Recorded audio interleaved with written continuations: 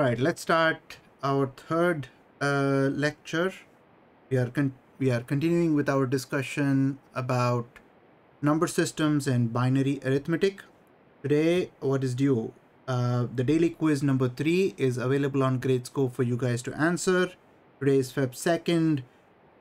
Homeworks that are due right now and coming up. Homework 1 is due tonight, so please make sure that you turn it in before 11:59 p.m. on Gradescope. Homework 2 is posted on Piazza and it is due in 1 week time. So it's due next Tuesday, which is Feb 9th at again 11:59 p.m. Eastern time on Gradescope. What about Studio? You should plan to complete Studio 0 by tomorrow. Now, some of you may have the board, some of you may not have the board. So if you don't have the board, make sure you get your VHDL code and XDC files and your bit file generation checked with the TA or the undergraduate student assistant. You just will not be able to put that on the board, program the board, and test it out. But as soon as you get the board, you should complete that in order to see how the entire process works, starting from the design and ending up at implementation on the Basis 3 board. So you should really complete the process, even though for Studio 0 by tomorrow you may not have the board. You should still look to complete Studio 0 and tomorrow you can also get started working on Studio 1. I have put a link about Studio 1 information on Piazza, so please watch that. That'll give you guys a brief background about what is involved in Studio 1, how do you go about designing your behavioral VHDL code. So you can pick up a lot of clues over there. And of course, your primary resource for that is the Studio 1 document itself, which is also on Piazza. So Studio 1 is due Feb 17th. So that's in about 2 weeks.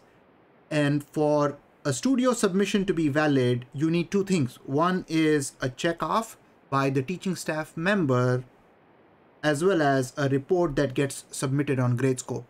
Now, in the Studio 1 document, I talk about exactly what you need to provide in the Studio report. You can copy paste your VHDL code into a Word editor. You can copy paste your XDC file into the Word editor. And there are a few other questions that you will also need to answer. Questions or concerns about these things? Screenshots are not okay. I would still recommend copy pasting it because sometimes the screenshots are not of very good quality. So if you can copy paste things and maybe change the font to Courier, for example, that will be really nice. I would encourage that.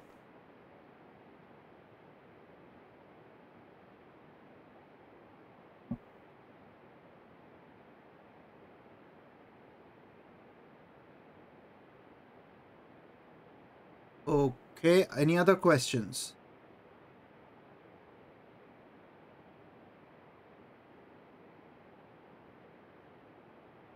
So I realize that many of you might have already received your board. One thing that I would want to point out is that you want to keep your board safe. What I mean by that is keep it away from food and drinks, especially drinks, and also, be careful about the static that you may have. Now that it is winter, we are going to be wearing, say, fleece jackets and whatnot. So when you sit on a chair or get up from a chair, there will be some static charge on your body. And if you touch the chips on the Basis 3 board, they can get damaged. So what I do typically is to touch a metallic surface to discharge that static, and then I can start using the board.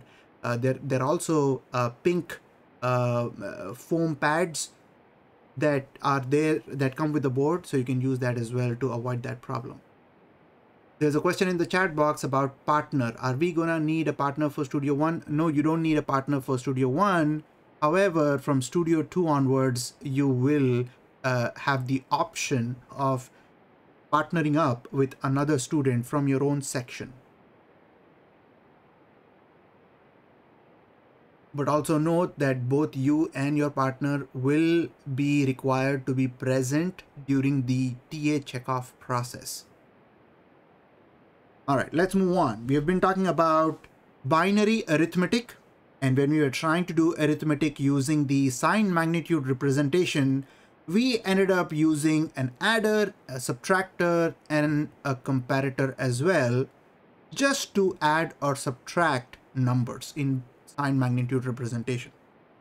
So we are trying to look at an alternate here, which is popular and it is commonly used in arithmetic logic, which is the 2's complement representation.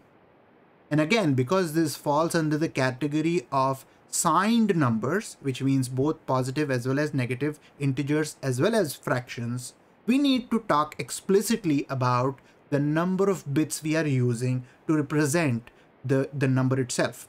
Whether it be just the integer, how many bits are you using for representing the integer part? How many bits are you using to represent the fraction part of the number? Those number of bits need to be explicitly talked about. If it is not mentioned, then you go for the least possible number of bits that is required to express that number. But in most cases, you will see that explicitly mentioned. And we did a couple of things already in the previous lecture, which was how do you express a negative number? We have negative n here. How do you express that in 2's complement representation? Well, the definition is you take 2 raised to small n, where small n represents the number of bits that we are using to express this number, and you subtract the number itself from it. So for example, if you were trying to do that for 3, negative 3 here, you would do 2 raised to 4 because we are trying to use 4 bits for this, and then you would subtract 3 from that. So you would get 16 minus 3, which is 13, and 13 converted to binary will give us 1101. And right away you see that the most significant bit here is 1, which indicates that this is a negative number. Now, just for the sake of clarity, positive numbers do not change, right? The positive numbers, the way we express them in sign magnitude form, it is going to be the same representation in 2's complement form. So for example, if we look at the same example for plus 3, it is going to be with 4 bits 0011. Exactly the same way as it was in sign magnitude form. We also talked about the range of numbers we can represent with 4 bits. For 2's complement form, we can go from -8 to +7. The general formula will be given to you in just a minute, but the point is you gain one more combination. You gain that -8 instead of losing it for -0. The range with 4 bits for sign magnitude form would have been -7 to +7. So right, that's how you gain one more combination to represent another number. So instead of being able to represent 15 possibilities, now you are able to express all the 16 possibilities that should happen with 4 bits. Only one representation for 0, which is 4 zeros with a 4-bit example. We are going to get one more negative number than positive number. The most significant bit again indicates the sign of the number. Positive numbers same as sign magnitude. Let's do a few examples here to get a really good understanding of 2's complement. Now, 2's complement, I want to stress on this that you will use 2's complement representation a lot in digital system design. So no matter what it is, like say for example, if you're doing Coco or Kanos, you will need this 2's complement representation going back and forth from decimal to 2's complement form will be necessary, right? So a good understanding of that will help. Let's move on and take our look at the first example, which is how do you represent -7 in signed 2's complement form? Well, over here, this is kind of bothering me here. Signed is sort of redundant here, right? So because 2's complement form is a signed representation. So ignore that word signed over there. All right, -7, which is expressed in decimal right now, I need to convert that to 2's complement form. Well, Andrew, before you do that, we would need to talk about the number of bits, right? Without the number of bits, we cannot jump to that answer, right? So at this point, you guys should be looking for that information, right? So I was expecting like that as a question in the chat box. How many bits are we talking about? So let's do 4 bits. And the moment I say 4 bits, Andrew's answer becomes valid and also accurate. Let us try to prove it. So negative 7, one way of doing this would be 2 raised to 4 minus 7, which is 16 minus 7, which gives me 9, which is 1001 in binary, because 9 was in decimal, right? Just a quick check. This is a negative number. We got a 1 as our most significant bit, so that checks out. Now let us try to look at a different form here, which we have also started introducing, which is express 7 in binary, flip all the bits and add 1, and you will get the representation in 2's complement form for negative 7. So does that work out? Let's check that. Let's do that in red. So 7 in binary with 4 bits is what? 0 and then 1, 1, 1 in binary. That's plus 7. Now when you flip all the bits and add 1 to it, what do you get? Well, you get, when you flip all the bits, you get 1, 0, 0, 0. And then you add 1 to it, you get 1, 0, 0, 1. Because when you're adding 1, you're adding at the least significant position. Andrew says, I did negative 8 plus 1, which is negative 7 to get my answer. Is that similar to the first method? So you did negative 8 plus 7 plus 1. Sure, that's negative 7. So you would have had to express negative 8 using binary, right? So negative 8 plus 1, that's similar to the first method, and actually the second method as well, because this is actually negative 8. 1, 0, 0, 0 in 2's complement form is negative 8. So you did the right thing, and it's kind of similar to both methods here. So that checks out as well. 1, 0, 0, 1 is the 2's complement representation of negative 7. Let me box this up. That's our answer here. How about 5 bits? What if the question was, instead of 4 bits, it was 5 bits? What would be our answer in that case?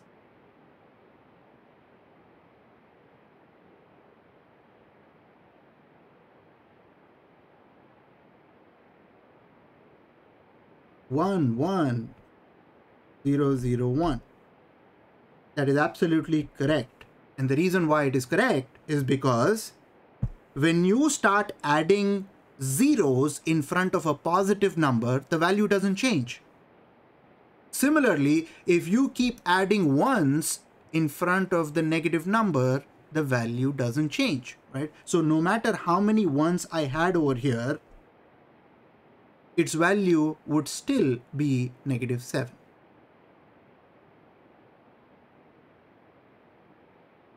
With 5 bits, it is that's it. Negative 16 plus 9. Yes, that's right.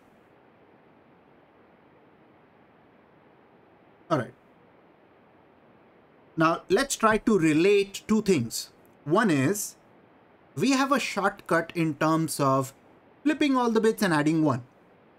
And on the other hand, we have the definition of 2's complement representation, which is 2 raised to small n minus the number itself.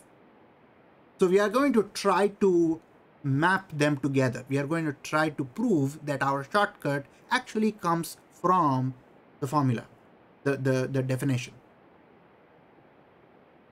There are a couple of examples listed on the slide, which is 2's complement representation of negative 7, and also, using the definition, and also 2's complement representation of plus 7. So we have done this earlier.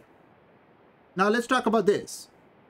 2's complement representation of 7, right? Positive 7. If you continue using the definition of 2's complement, you will still get the right answer, because 2 raised to 4 subtracted from negative 7 will still give me 0, 1, 1, 1, which is the same representation using 4 bits using the Sine magnitude form. What that means is this particular definition is consistent with both positive as well as negative numbers. It is just that we don't need to use it for positive numbers because it is going to end up in the same result as Sine magnitude.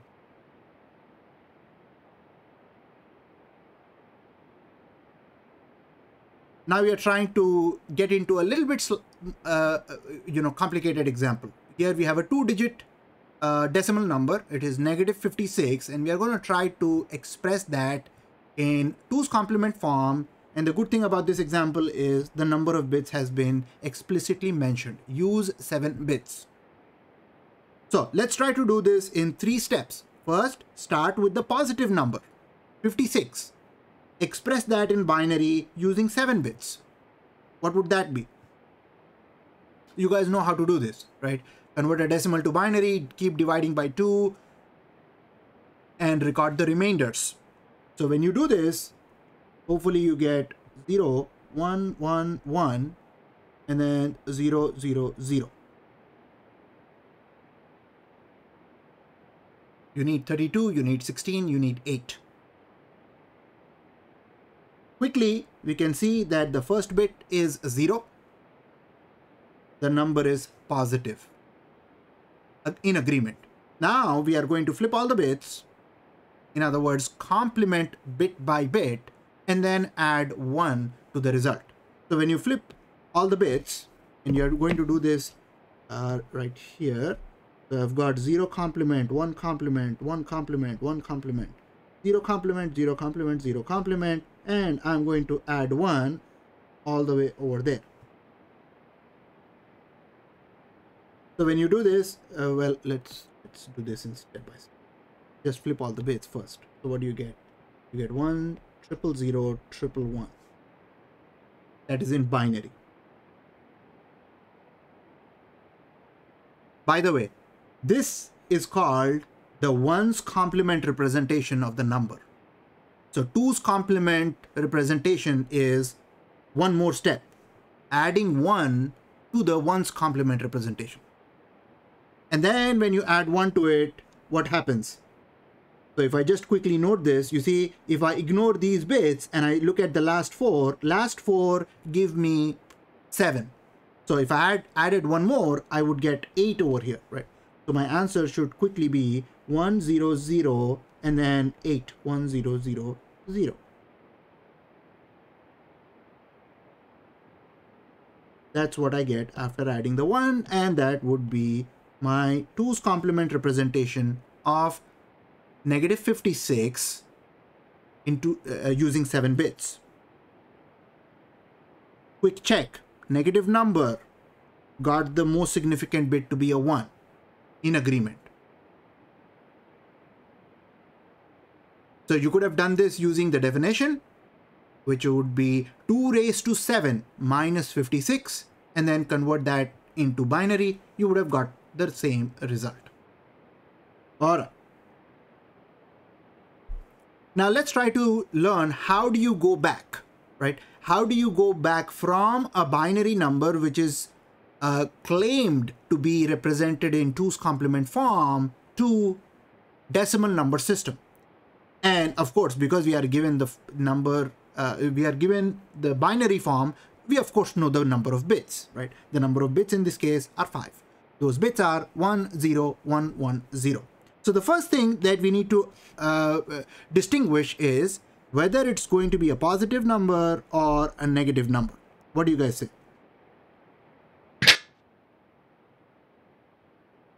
Negative number. And the way you know that is because of that most significant bit.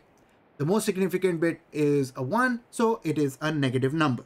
Now all I need to find is the value of the number itself, right? I know it's negative. What is the value? Well, in order to find the value of the number, you do the inverse 2's complement, which is actually the same process. Complement all the bits and add 1 to it. Well, complement bit by bit and add 1 to it. Exactly the same 2 steps to find the value of the number. So let's do that over here. I've got 1, 0, 1, 1, 0. The first step is to complement bit by bit each bit. In that case, I'm going to get 0, 1, 0, 0, 1.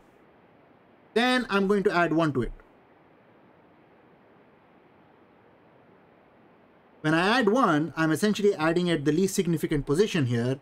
So it was 0, 1, 0, 0, 1. So that's like 9 in binary. So if I add 1, it would be 10 in binary. 10 in binary is A in hex.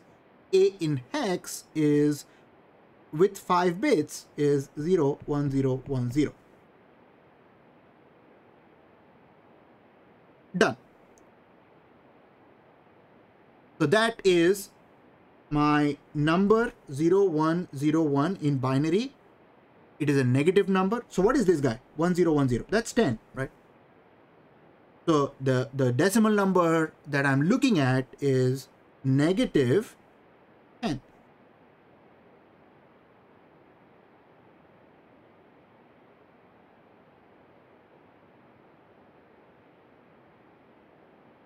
You can try that out. You can try that out. But mine, taking a -1 and taking the complement mathematically will result in the same 2 steps, which is to complement bit by bit and add 1. And I'll prove that to you in just a bit, because we are going to take a look at what happens when you subtract numbers from 1 in just a bit.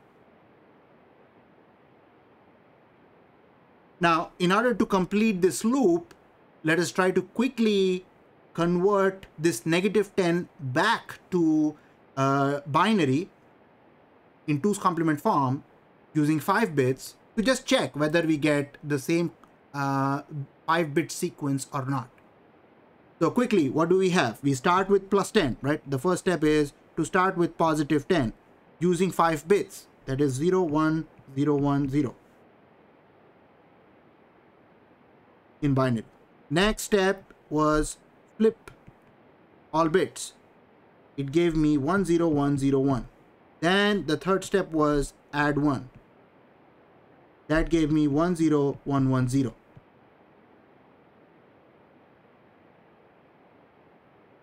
And we can quickly see that this sequence is the same as this sequence that we started off with. So the flipping all the bits and add 1 to it, right? If that is confusing you, let's go back to this example. I wanted to express -56 in 2's complement form using 7 bits. So what I do is I start with, instead of starting with -56, I start with +56. I'm going to use 7 bits to express 56 in binary. So that's your typical conversion from decimal to binary, which is successive division by 2 and record the remainders. When you do that, you will get those 7 bits, 0, 1, 1, 1, 0, 0, 0. And I'm claiming that if you want to be consistent with the definition of 2's complement, what that means is take that bit sequence, flip or complement the bit, which means if it is a 0, turn it to a 1. If it's a 1, turn it to a 0. And then after you have flipped all the bits, add 1 to the bit sequence. And when you add 1, you of course add to the rightmost place. That's how you would get your answer. Now, I still haven't connected the definition to the shortcut. We will do that in just a bit. Now, range of 2's complement numbers. What is that going to be for n bits, right? This is general. So for n bits, I'm going to get -2 raised to n minus 1 to positive 2 raised to n minus 1 minus 1. So that particular number is your least number you can express using n bits. That is your maximum number, highest number you can express using n bits.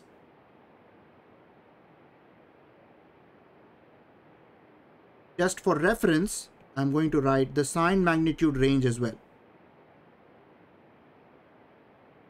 The sign magnitude range was -2 raised to n minus 1 minus 1 to positive 2 raised to n minus 1 minus 1. So it was the same number, just different sign on the edges.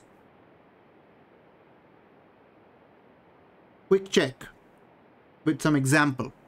With 5 bits, what can you express? What is the range of numbers you can express using 5 bits when we are working in 2's complement form?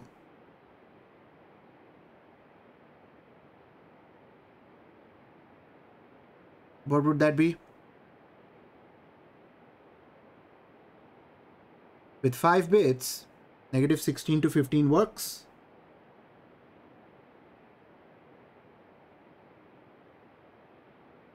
And then negative, okay, so plus 15 to negative 16. You know, when you're using 2, I would say start with small, end with big. All right, next, with sign magnitude, you would go from negative 15 to 15.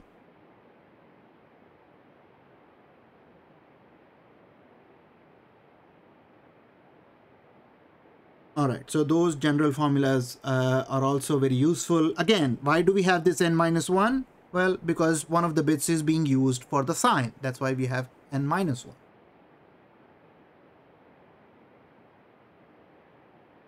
All right, so the simpler method, the shortcut, which is to complement each bit and add 1.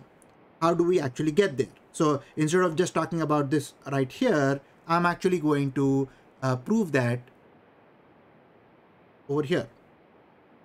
So the claim I'm making at the top of this slide is that if I have a string of 1s and I subtract n from it, any number n from it, then it is going to be the same as complementing each bit in n. That's what I want to prove.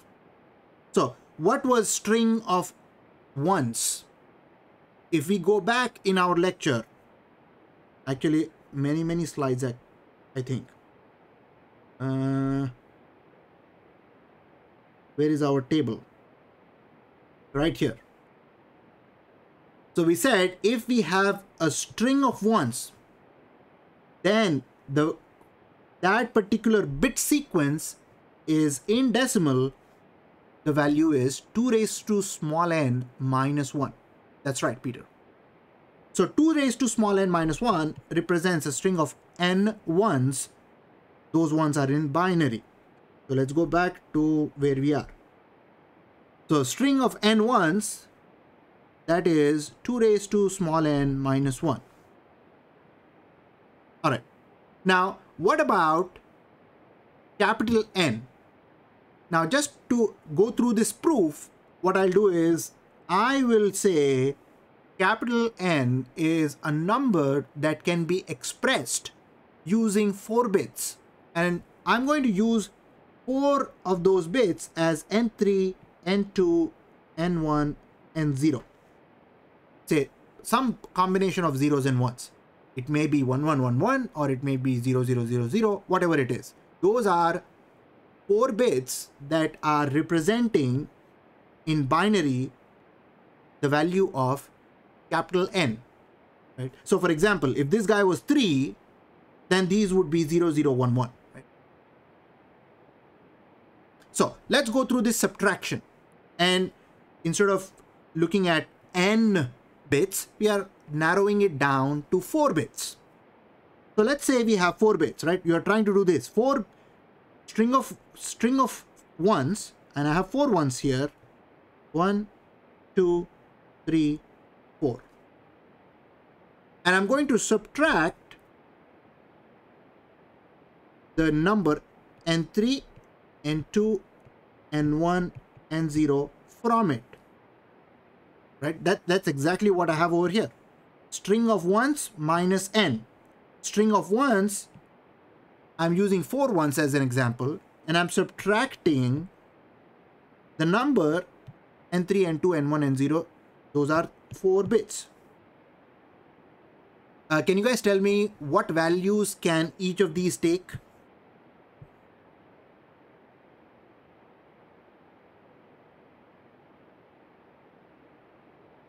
0 or 1, right? So n3 can be a 0 or 1, n2 can be a 0 and 1, and so on. Now, what happens, you see, what are we doing here? We are doing 1 minus n0. We are doing 1 minus n1. We are doing n1 minus n2. We are doing 1 minus n3. So what is that? As an answer, I can say this guy is going to be 1 minus n0. This is going to be 1 minus n1. 1 minus n2. 1 minus n3. So that's our result, right? 1 minus that bit in the number. So in order to look a little bit closer at this, let me assume that 1 minus x is what I want to find out. What is 1 minus x, right? Where x is a binary variable. X belongs to 0, 1. So x is a binary variable that belongs to the binary set 0 or 1. So when I do 1 minus x, the question is, what do I get? Let's do this in 2 steps. When x is 0, 1 minus x equals 1 minus 0, which is 1. And when x is 1, 1 minus x equals 1 minus 1, which is 0. In other words, if you thought of it as 1, you get the complement of 1.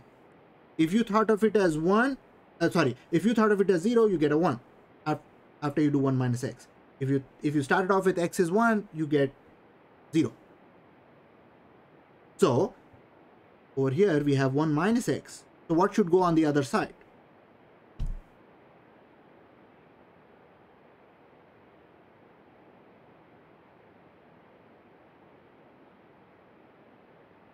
X complement, right? You guys see that? And we can now take this over here. 1 minus n0 would be n0 complement, n1 complement, n2 complement, n3 complement. You guys see that? So this slide, this discussion proves that when you have a string of ones and you subtract a number which is expressed using some bits, what happens is you essentially complement each bit in the number itself.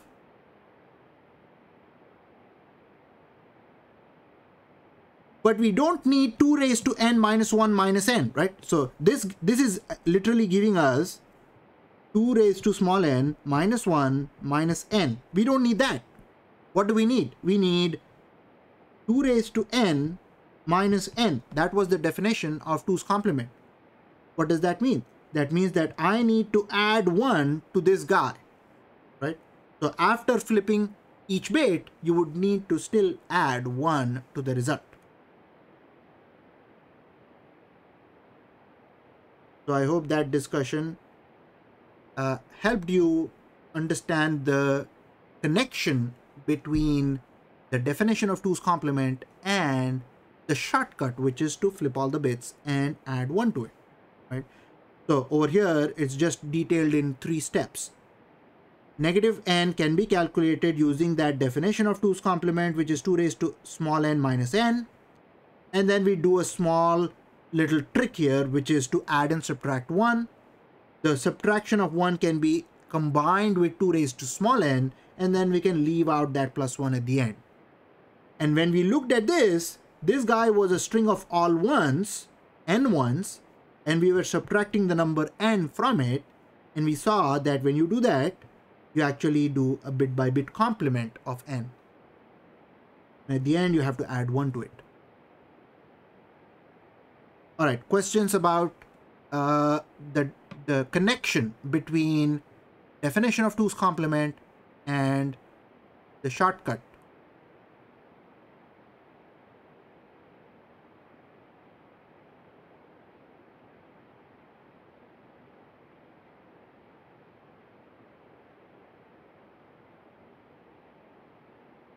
Do we need to know how to do it the long way? Well, Uh, yeah. So now that you know it already, you still don't, as in, so here, these kind of skills you will need to develop, because when we start talking about Boolean algebra, we will be using some of these skills, right? So the answer to your question would be, yes, you would need to know how to do this the long way. So we just took the definition and then we just restricted the number of bits to 4. Then we took 4 ones here, 4 bits of n over here, and we looked at this, right? We will be looking at something like this in, a lot more theorems on Boolean algebra when we get there in lecture 3.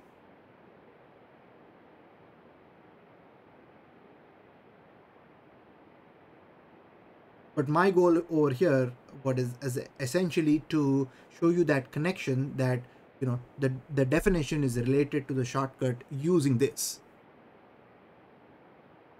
All right, let's go back here. Now, if you applied the shortcut to -7 and +7 as we did in the previous example, you would continue to get the same results. Flip all the bits, add 1, you get the same result as if you did 2 raised to small n minus n. Note, for positive numbers, you don't need to do all of this. Just simply follow the same procedure as sine magnitude. However, when you have a negative number, you cannot separate sine and magnitude. They will be related. The first bit will give you sine, but the rest of the bits will not straight away give you the value of the number. Okay. Now let's talk about what is the decimal value of 1000 in 2's complement form. What is the decimal value here?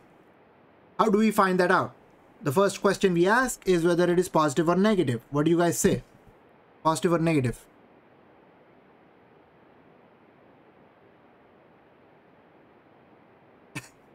Sure, negative. Yes. The value is going to be negative because the most significant bit is 1. Now I need to find the value of the number. Now if I want to find the value of the number, let's say I use the shortcut here, which is to flip all the bits and add 1, right? So I take 4 bits here, flip it and add 1. I get 0, 1, 1, 1 plus 1, which is 1, 0, 0, 0, which is 8 in decimal. So negative 8.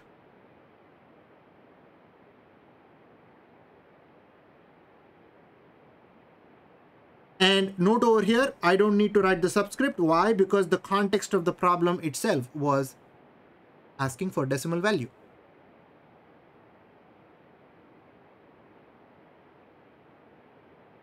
Questions here?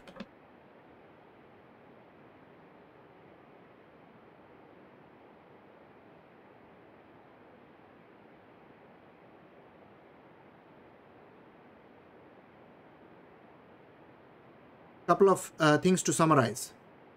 We need to explicitly talk about n, the number of bits. So for powers of 2, the 2c equals normal. So for powers of 2, you will get 1 followed by a bunch of zeros. Is that what you mean? For 8, 16 and so on. Yeah, that's right. So negative 16 would be 1 followed by 4 zeros. However, that only applies for the least number of bits, right? If we were looking at 5 bits, then that would not be the case. For 5 bits, it would be 1, 1, 0, 0, 0.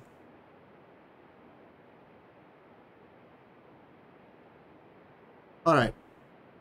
N must be fixed because it has a direct consequence on how you express a negative number or a positive number using sign magnitude, signed representations. To convert a positive number to a negative number, the shortcut we agreed on is complement bit by bit and then add 1. And to convert a negative number to a positive number also, you can do the same process again. Complement bit by bit, then add 1.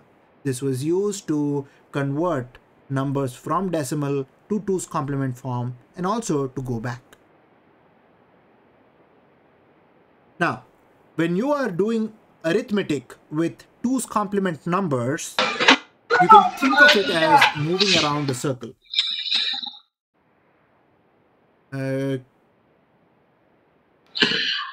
Is somebody unmuted right now?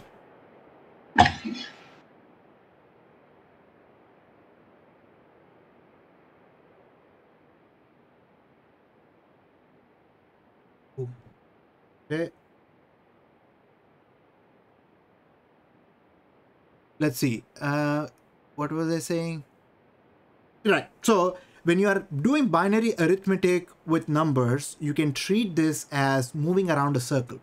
The reason why you can treat it as moving around a circle is because you have range associated with signed numbers. Whether you're doing sign magnitude arithmetic or you're doing 2's complement arithmetic, there is a range involved. So for example, if you looked at 2's complement representation and you were using 4 bits, then of course our range is from -7 all the way, -8 all the way to +7 with 4 bits.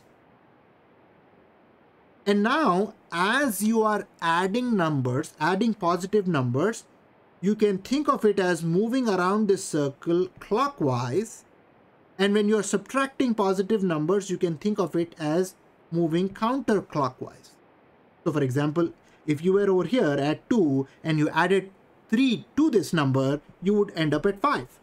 You are moving clockwise. And if you are at 5 and you subtracted 3 from it, then you would end up at 2. You are moving counterclockwise. Now the question is, what would happen if you go beyond +7 or under -8? What would that be called as? What would that overflow, right? Overflow or underflow, and in general overflow, right? So if you go above +7 or below -8 with 4 bits, you will have an overflow condition. And in overflow condition, it is important to find that out because that means that you have an error in your computation. Whether you were doing binary addition or subtraction, if you go beyond the range of numbers, if your result is outside the range of numbers you can represent, then you would get an incorrect answer. Now let me give you a little bit more motivation as far as overflow is concerned. After, let's do a white paper here. When you are doing multiplication, what is that? When you're doing multiplication, that is like successive addition, right? You're adding, shifting, adding, shifting, adding, shifting. So a bunch of addition operations are involved in multiplying two numbers, depending on the length of the numbers you are multiplying. And when you add two numbers, what can happen? We can have overflow.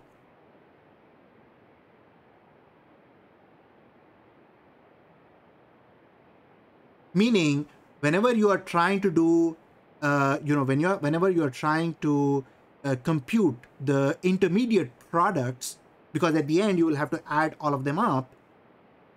As you are adding them up, you could have an overflow condition, meaning your result went beyond the range of numbers you could have represented with those specific number of bits. Now, if you have overflow occurring at any stage during this continuously adding process, it will end up in the multiplication result being incorrect. How can I fix this? Clearly, I'm going to get a wrong result, right? How can I fix this?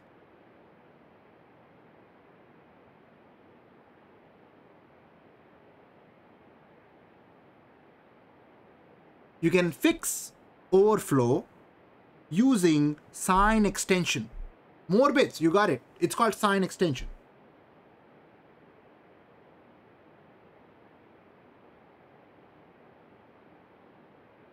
How many bits would I need to add in order to avoid overflow?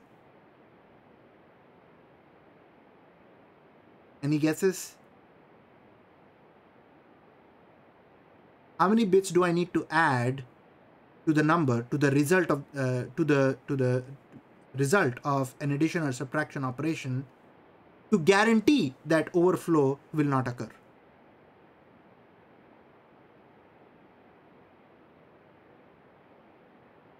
One. That's it. That's all I need. One bit, right? So 1 bit Sine extension will guarantee that overflow doesn't occur. For example, if I was adding a 4-bit number to a 4-bit number, and if I limited the number of bits in the answer to 4 bits, I may end up in trouble. However, if I have 5 bits for the answer, then I'm good. So extending a 4-bit number to a 5-bit number is fixing the overflow condition. Now, why is this specifically called Sine extension? The reason is, if you have, say, 0, 1, this 4-bit number and another, how would you make this into a 5-bit number without changing its value? Right. You would add a 0, also considered as the sign of the number, to the left, right? Now, if it was a negative number, what would happen then? 1, 1, 1, 0, right? How would you extend this to a 5-bit sequence without changing the value of the number? 1, 1, right? You would add one more here. This was the sign originally. We extended the sign. We extend the sign. That's the reason why it's called Sine extension. So multipliers that are doing this continuous adding process, they actually do this Sine extension at every stage of computing the intermediate products in order to guarantee that the end result will be accurate. All right. So that was a good discussion, and we talked about how to avoid overflow. All right, let's take a look at overflow in a little bit more detail, because what if we don't want to do Sine extension? What if we want to have, what if we want to design a circuit that can detect overflow? So we only respond to things after being detected, for example. So I just want to design a circuit that can detect it. I don't want to go through addition of the bits, right? I don't want the result to be 5 bits. I don't want to run out of bits. So I'm going to start looking at 2's complement arithmetic. I'll just take a look at how can I detect it. So I have 4 cases over here. The first 2, you have an overflow. The next 2, you don't have an overflow. Now, actually, before I do this, I actually want to talk about one more interesting aspect of 2's complement arithmetic. 2's complement arithmetic.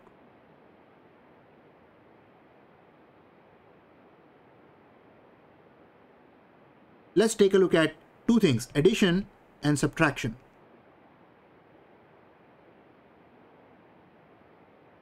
And then you can expand this addition to multiplication, subtraction to division, because those are just doing that multiple times. Now, when you're doing addition, say you are adding A plus B, right? How do you do that addition in 2's complement form? Well, you convert A into 2's complement form, B into 2's complement form, and your result, say C, will also be in 2's complement form.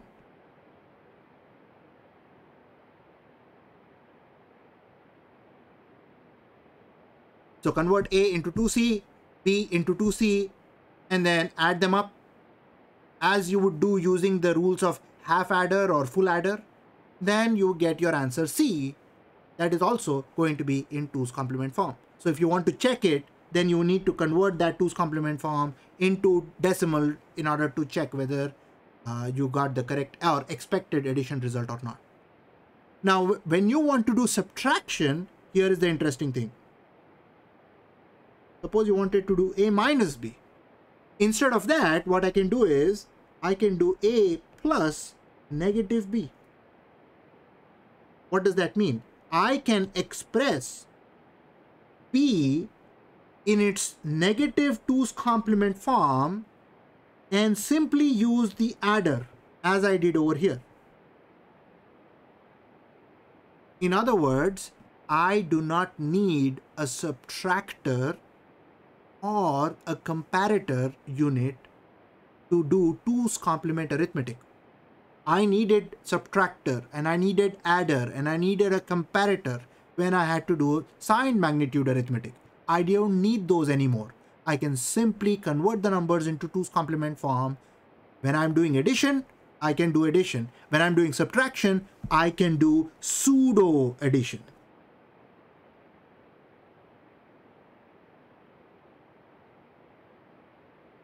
Right? You're still adding. However, you're not adding B, you are actually converting B into 2's complement form and then doing the addition.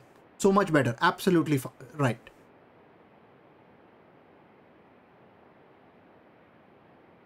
So now we are kind of ready to talk about these 4 combinations. Let's see. What am I doing here? Four possibilities of, I'm doing 5 plus 3 here, -7 plus -2 here, 5 plus 2 here, -3 plus -5 over there. So 5 and 3 expressed in 2's complement form, same as sine magnitude form because these are positive, so no issues there. How do I do the addition? By simply using the full adder and half adder tables. So when I do the addition, I get 1 0 0 0, which is -8. And that is it -8? 5 plus 3, I wanted 8, but I got -8. How do you know it's -8? Because 1 0 0 0 is -8. We talked about that, right? Converting a 2's complement, the answer is in 2's complement form. So when you want to look at what is the value of 1 0 0 0, you first say it is negative because the most significant bit is 1. And then you want to try to find the value of the number, you flip all the bits and you add 1. And when you do that, you get -8. Clearly, this is wrong. You expected +8, you got -8. Which is also an indication of overflow. You get incorrect results. There are other ways of detecting overflow. For example, a positive number when added to a positive number gave you a negative number. Incorrect. Straight away, you know that is not possible. That shouldn't be correct.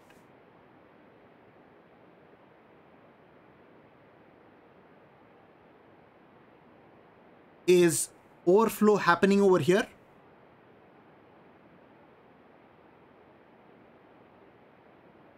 A negative number added to a negative number is giving me a negative number. So yeah, that's exactly what I would expect. So it cannot happen there, right? It's not happening here. All right, how about over here? You see that? Negative number plus a negative number, you got a positive number. Absolutely absurd. That indicates overflow.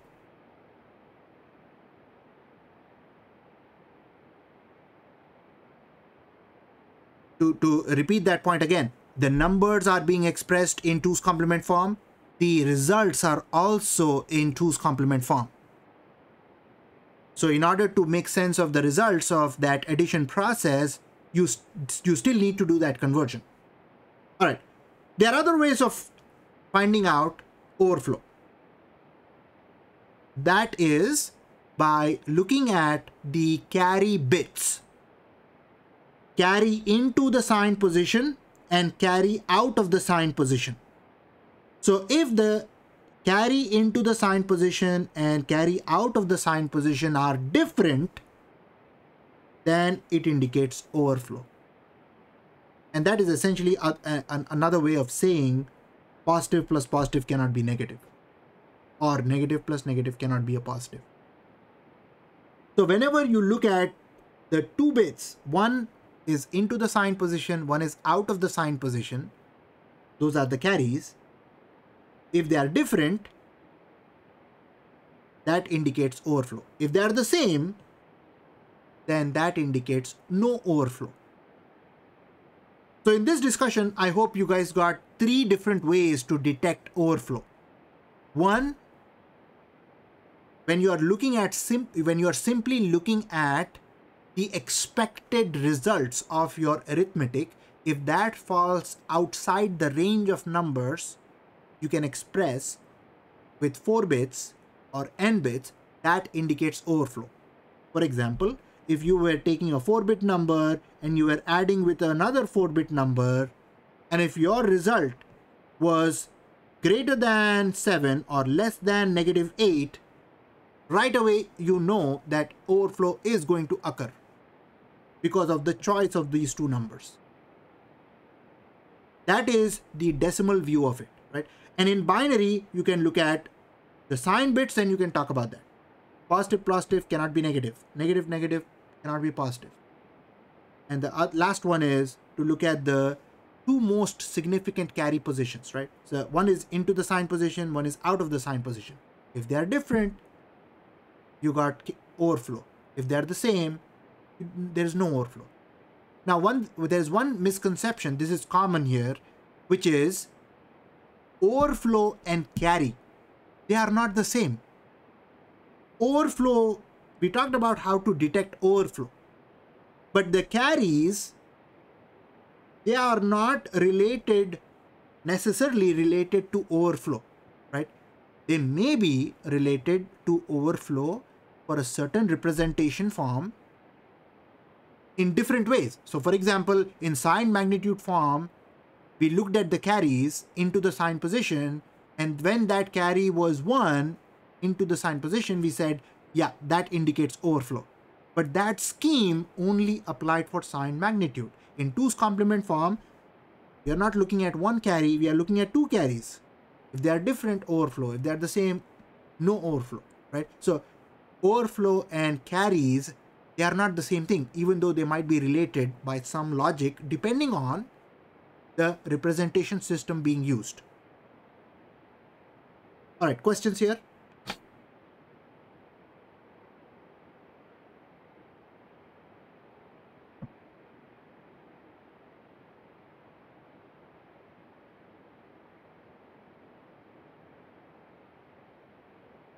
All right.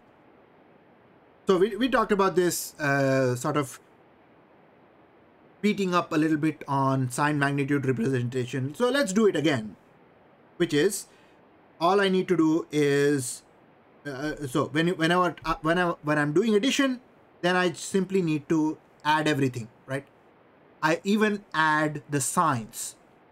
When I'm doing subtraction, then I'm going to treat the negative number using its 2's complement form and then continue doing the adding process. We call that pseudo addition. So now I only need 2 circuits, right?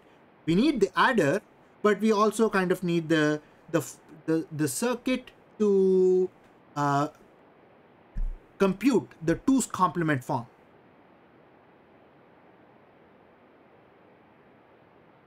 Another little trivia that I will give you guys is this. Suppose you are trying to do subtraction, right? And if you were trying to do subtraction and you were trying to do a minus b, the first thing that you would do is you would express b as the 2's complement negative form, right? So you would complement bit by bit and add 1 to it. Now, when you're doing complementing bit by bit, that is going to require a negation circuit, right? A negation circuit or a complement circuit, which will allow you to complement bit by bit. But when you are adding 1, you can do this trick. You still need to add 1, right? How can you add 1? Well, if I go back and take a look at some additions we did,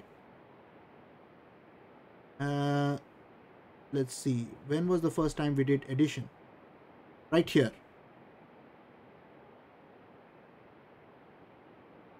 What is our initial carry?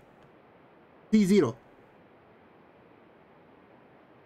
We said initial carry in, the default carry in, you probably will have it as 0, right? But if you made this 1, you could carry out that addition of that remaining 1 when you are doing the negation. You guys see that? So whenever you are doing the subtraction, you can continue using the adder circuit. All you need to adjust is that carry in to be a 1 and then compute the 2's complement of one of the numbers, right? The number that is in negative form. How do we know if the number is in 2C or not? Do we just know the number of bits beforehand? So you don't, right? So it has to be a contextual understanding. Like it has to be explicitly mentioned, or by using context, it has to be known. There's no way of looking at a number and saying, oh yeah, that is in 2's complement form. All right, let's go back here. Where were we? Right here. So now we only need the adder unit and the negation circuit unit. That's all we need. We don't need the comparator. We don't need the subtractor when using 2's complement operations. Okay. Now, a little bit of discussion regarding conversion from decimal fractions to binary. And we talked about this in a lot of detail. So let us kind of touch on this a little bit more. One is, so when you're trying to convert a decimal number to a binary number, a decimal fraction, what you do is you keep multiplying the number by 2 and you record the integer part of the result. And in the successive multiplication, you drop the integer part of the result. Now, if you do that, say for example, for 0.34, it turns out that you will keep requiring more and more bits, right? So suppose you wanted to, if you had only say 3 bits for the fraction part, then your answer would have been what? 0.25. You see that? And as you add more and more bits, you will get closer and closer to 0.34. So if you want to increase the precision of numbers, then you are associating more and more bits with the fraction part of the result. So there has to be a balance between how many bits you are going to use for the fraction part of the result and how many bits are you going to use for the integer part of the result. And there have been 2 standards, right, for the 32-bit format and the 64-bit format. We talked about that briefly earlier. But the point that I'm trying to make is, because of this conversion from decimal to binary, you may have some conversion error because of that. All right. Now let's try to deal with negative fractions in 2's complement form. And I'm going to explicitly mention that in total, I'm using 6 bits to do this. 3 of the bits are for sine and the integer part of the result, and 3 bits I'm going to use for fraction part of the result. So how am I going to deal with this negative 2.75 number? The process is going to be very similar. What should I start off with? I should start with 2.75, right? Start with the positive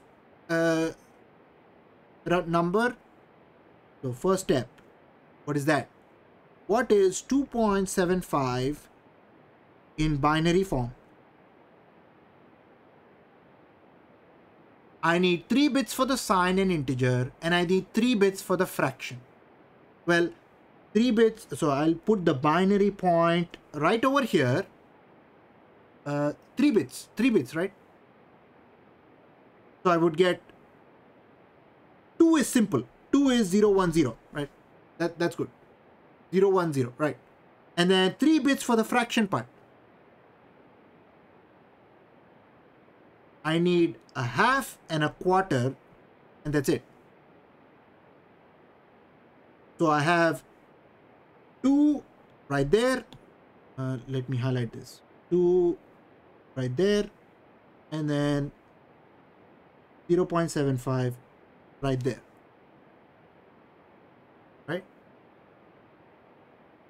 This guy is a half, this guy is a quarter, this guy is an eighth. This guy is a 1, this is a 2, this is a 4. Those are the weights. So that's how you would get 2.75 using 3 bits for sine and integer, 3 bits for fraction part. There is a binary point right in the middle there. That completes step 1. Step 2. What is step 2? Flip all the bits and add 1 to it, right? Oh, well, step 2 is flip all the bits. Flip each bit. What do I get after that? Also called as the ones complement form of the number. 1, 0, 1, binary point 0, 0, 1. That's the ones complement form. I have completed the second step here. The third step is to add 1. Now the reason why I'm doing this example is because where do I add the 1 is the question, right? So do I add the 1 here, or do I add the 1 over here? No. So if I do both, then they will give me different results. That means that I have different representations of the same number. Add to the least significant bit. You're right. Yes. So I need to do this. You can also think of it like this, right? You can multiply this number by 2 raised to 3, move the binary point all the way over here, add the 1, and then divide it by 2 raised to 3 to bring it back. So please don't do that. It's again a common mistake, and I want you guys to avoid that. When you are adding the 1, do it all the way to the right, that way. All right, so this should be simple. This should be 0, 1, 1, 0, 1, 0, 1, right? That's it. And that gives me my result. 1, 0, 1, binary point 0, 1, 0. That is the answer in 2's complement form.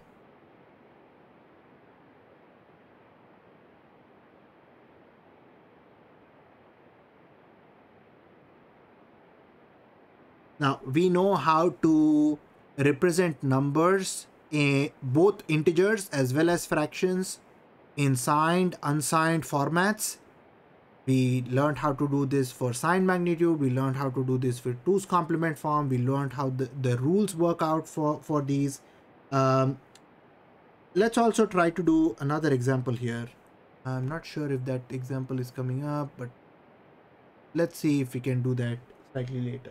Okay. Let's do the check. How do I find the value here? Not just the value, but even the number. I know that this is represented in 2's complement form. I want to find the decimal value of the number. Sort of a check of the things that we just did. Is it a positive number or a negative number?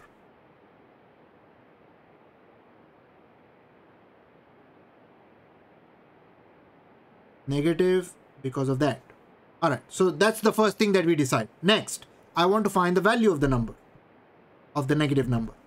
I do that by complementing all the bits and adding 1 to the result.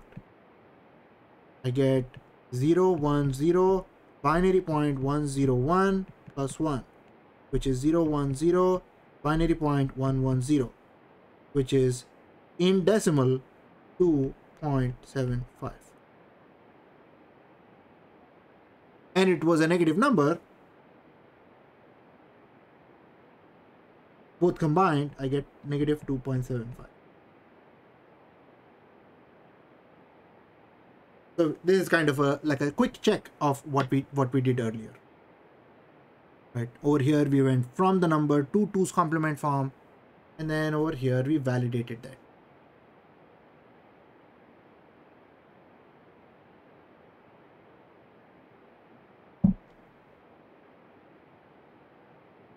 This is a little bit more about fractions. 2's complement works with fractions. We have been seeing that.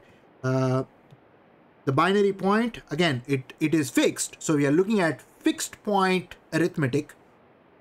We could also have a floating point representation. Actually, the 32-bit and the 64-bit IEEE standards are floating point representations of fractions.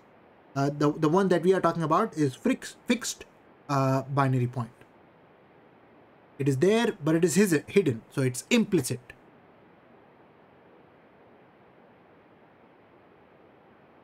So that's the real floating point conventions. We had IEEE 754 single precision format, and then the double precision format, in which we use 64 bits or 32 bits. So if you have a 64-bit computer, that is the scheme using which you are able to express numbers ranging from a very, very, very small number, 10 to the negative 323.3, to a very, very large number. Right? So using 64 bits in that particular format, you have a very, very big range of numbers you can represent. That's actually what is used in your computers. And if you want to learn more about how do you express these numbers into this particular format, you can you discuss. We do this in Kainos. ECSE 2660. The 64-bit format itself uses 1 bit for sine. Well, of course, we only need one of them. And then 11 bits for exponent, and then 52 bits for the significant. More about that in Kainos if you're interested. All right, let's talk about, oh, before I do this, I want to do another exercise.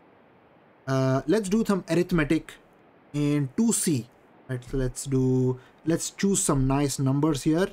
I will choose negative 6.125, and I will try to subtract, oh, I have to be careful here, 0.375 from this. Now I want to do this in 2C arithmetic.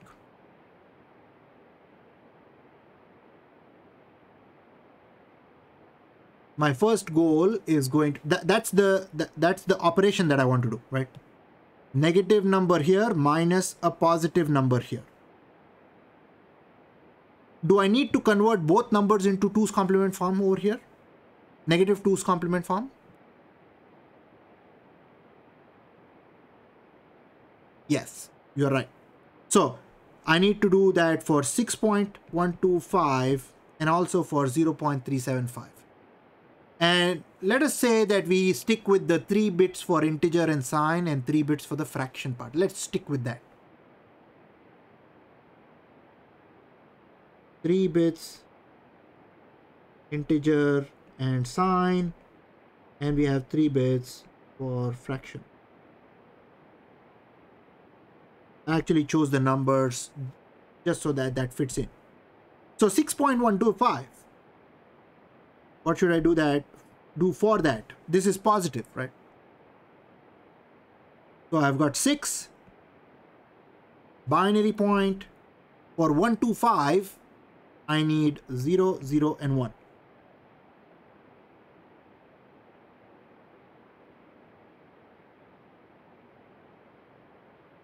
You guys agree with that?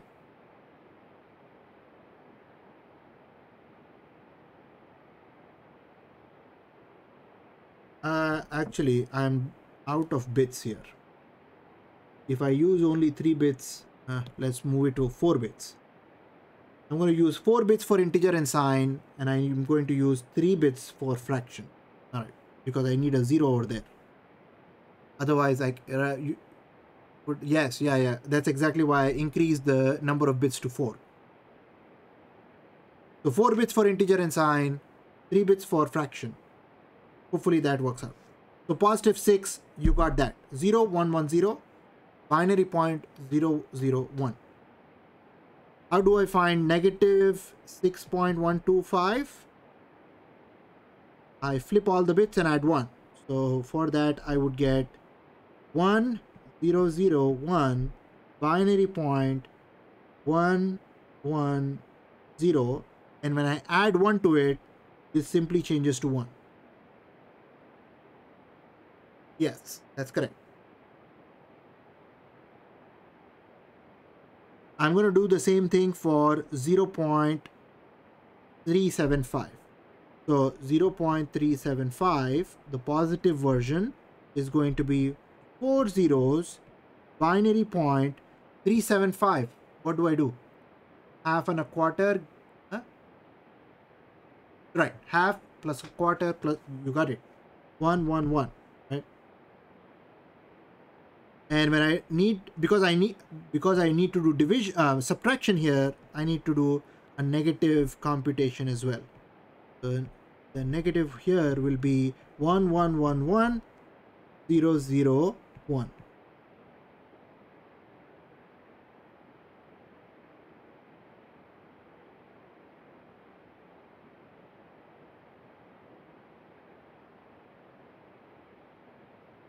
$375. Oh, yes.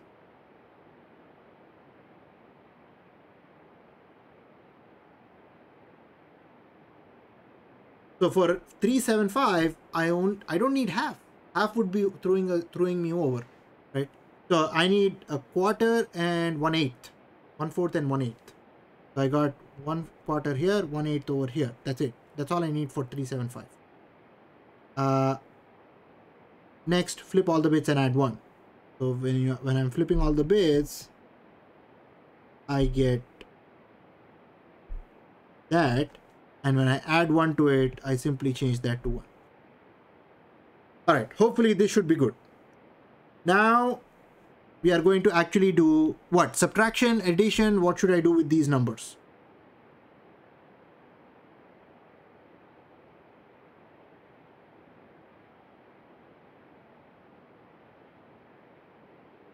Add them. We only add them. That's it. So when you're adding them, I'm going to line up 1, 0, 0, 1. Let's do this quickly. 1, 1, 1, 1, 1, 0, 1. Add them up. Let's do that in blue. 0, 1, 0, 1, 1, 1, 1, 1, 0, 1, 0, 1, and 1 and 1. So, is there overflow or not? No overflow. Negative number, negative number, negative number. That makes sense.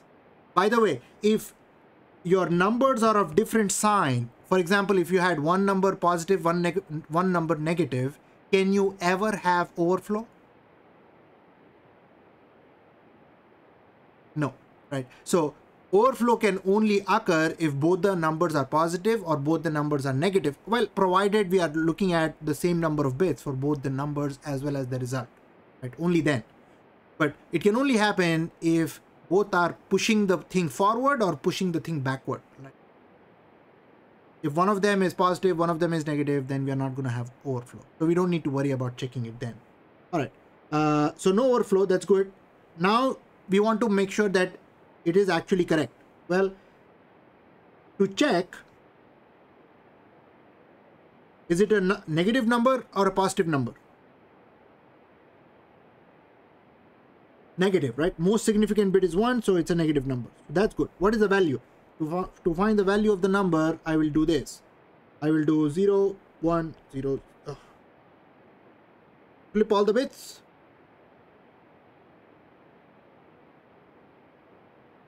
And add 1. I'm going to get 0, 1, 1, 0. And 1, 0, 0. What is that? 6.5.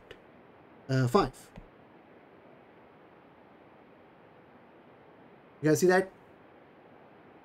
So the answer that we had was negative 6.5, which absolutely matches what we expected over there. All right, I hope with this example, I hope a lot of things get clear in terms of 2C arithmetic.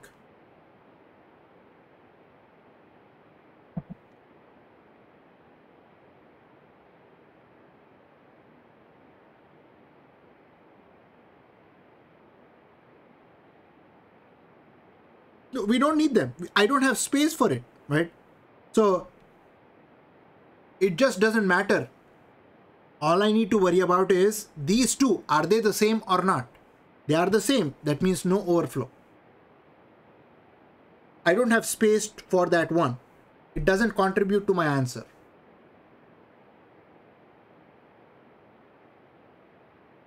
Ignore the carry out of the right, ignore it.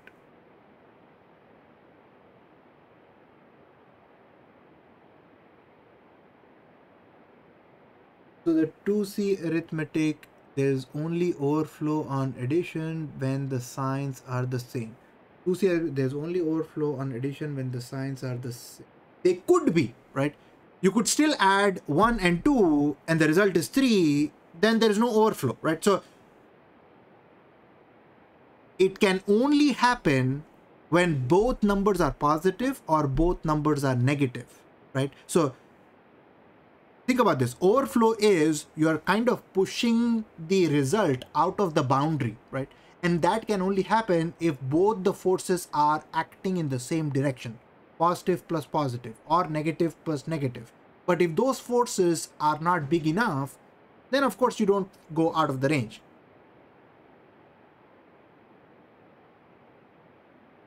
All right, let's move on, you guys. I'm going to talk about binary coded decimals.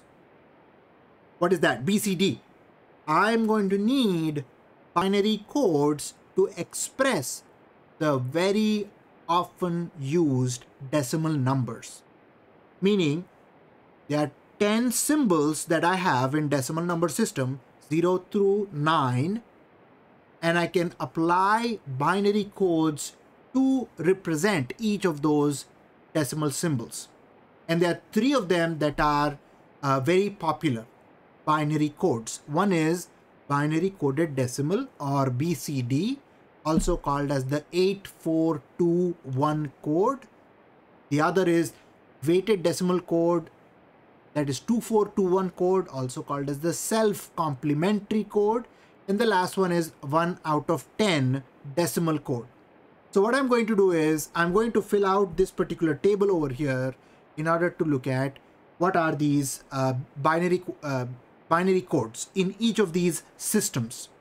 So all the way to the left, I have made a column for decimal symbols 0 through 9.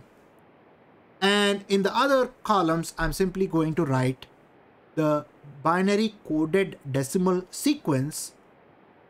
Of course, these are bits in BCD or 8421 code, in 2421 code, and 1 out of 10 code. So when you're using the BCD or 8421 code, literally the weights of those 4 bits are 8, 4, 2, and 1. This should be pretty straightforward because we have been using this kind of weighting scheme so far. So what should 0 go to? Well, 0, 0, 0, 0. What should 1 go to? 0, 0, 0, 1. 2. Exactly the same way as we have been dealing with decimal to binary conversion, right? But we are doing this only for the 10 symbols that are in binary, that are there in decimal number system. Hex is to binary as BCD is X is to binary as binary coded decimal is to decimal, right?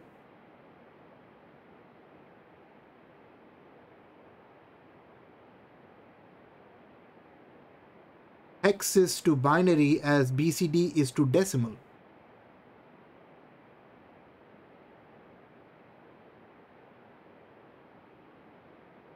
All right, let's see. 3, 0, 0, 1, 1. 4. You guys have seen this several times with those specific weights, so this should not be anything new.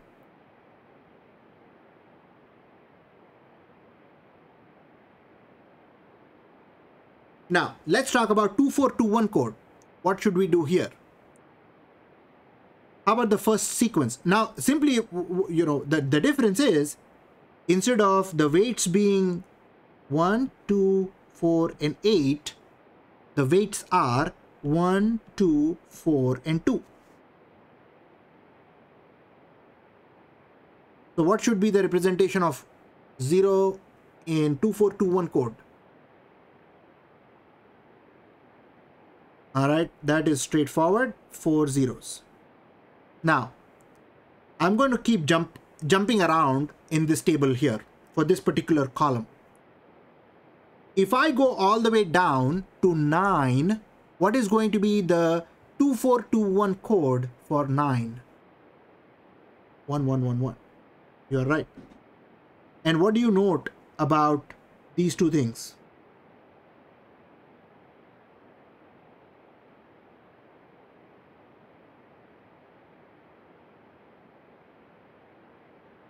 Complement. Absolutely right. One of the reasons why this is popular is because of its self-complementing nature. It's also called as the self-complementing code. Self-complementing code, which can be used in interesting ways in other applications. But that is why we have this. So like 8 is 8905. Yeah, you're right. Yeah. All right. How about 1? What is 1 in 2421 code?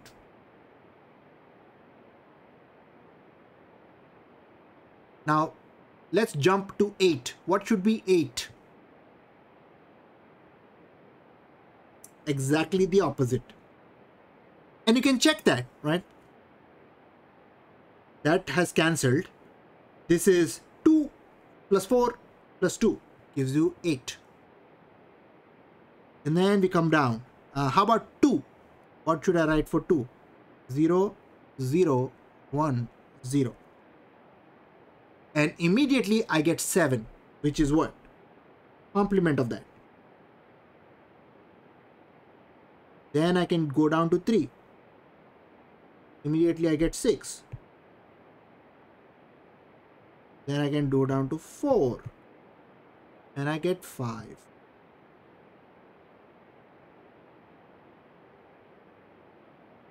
Why not 1000 for 2? Well, as I said, there are other representations possible, but I want to use this code in order for its self-complementing nature that could be useful in certain applications. So the whole idea is for that self-complement nature to work. So even though other possibilities are there, we stick with this self-complementing form because of the nature itself. All right. So 1 out of 10 code is probably the simplest code for binary codes for decimal numbers, which is if you write 10 bits, make one of them 1 out of 10. So for 0, you can make this guy 1 and then 9 zeros. 1, 2, 3, 4, 5, 6, 7, 8, 9, 10.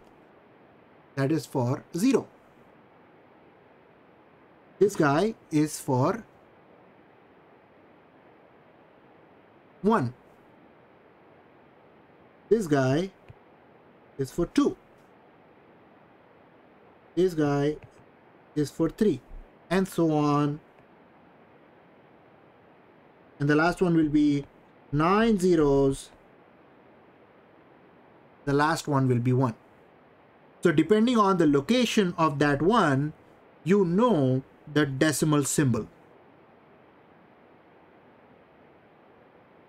Let's do some examples over here to see how this works. The first example is convert a decimal 12 to its 2421 code. For 1, it was simple. What was it? For 1, it was 0001, and for 2, it was 0010.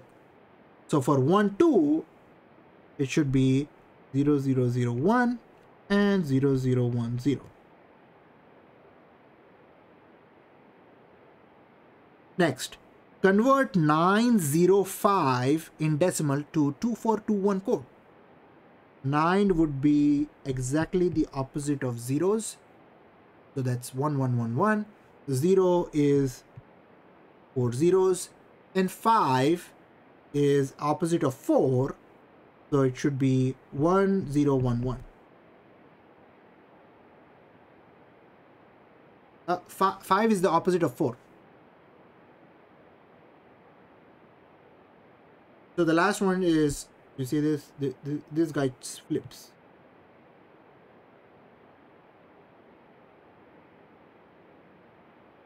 Alright, so that's as far as 2421 code is concerned. Could you convert 45 to 1 out of 10 code? Sure, you have to write a bunch of zeros and ones here, and then 10 zeros and ones here. You would have 4 zeros, a 1, and then bunch of zeros. And then you would have 5 zeros, a 1, and a bunch of zeros. That would make 45 in 1 out of 10 code. So hopefully this gives you guys a good idea about how binary code works for these 3 different schemes: 8421, 2421, and 1 out of 10 for decimal numbers representation. All right. That is all I have for you guys in this particular lecture.